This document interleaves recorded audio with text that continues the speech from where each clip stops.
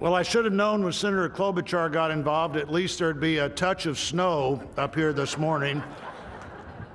Of all the things we'd considered, I don't think snow was on my agenda till I walked out the door a moment ago. But thank you, Senator Klobuchar, and thanks to the other members of the Joint Congressional Committee on the inauguration as we officially begin the 59th inaugural ceremony.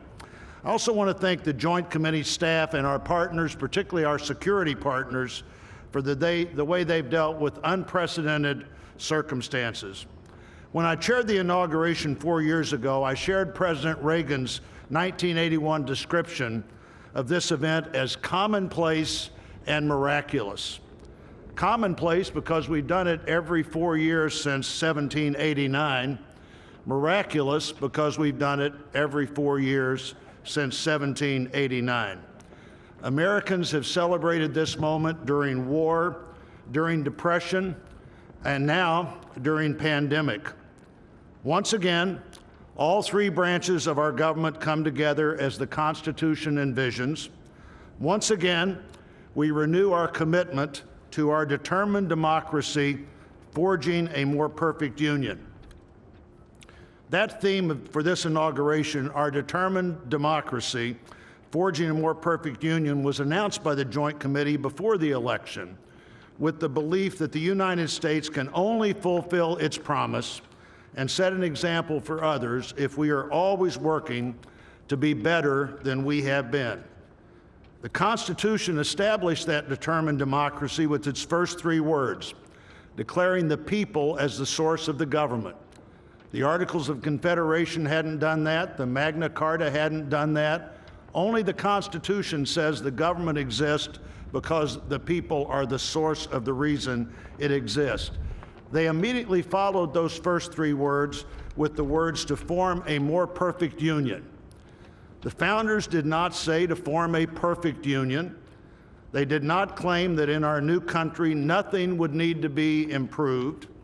Fortunately, they understood that always working to be better would be the hallmark of a great democracy. The freedoms we have today, the nation we have today, is not here just because it happened, and they aren't complete. A great democracy working through the successes and failures of our history, striving to be better than it had been.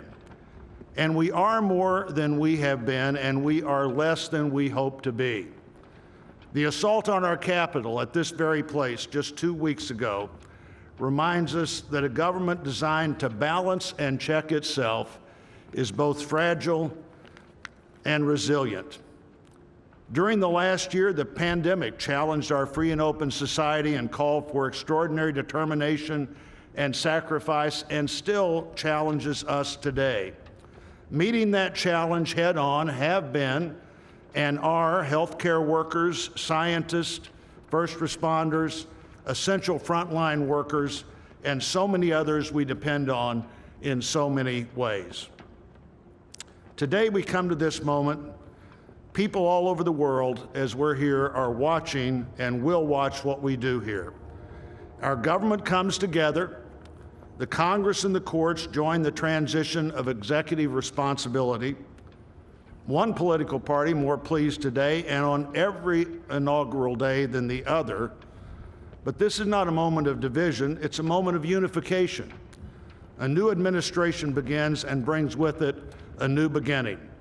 And with that, our great national debate goes forward, and a determined democracy will continue to be essential in pursuit of a more perfect union and a better future for all Americans. What a privilege for me to join you today. Thank you.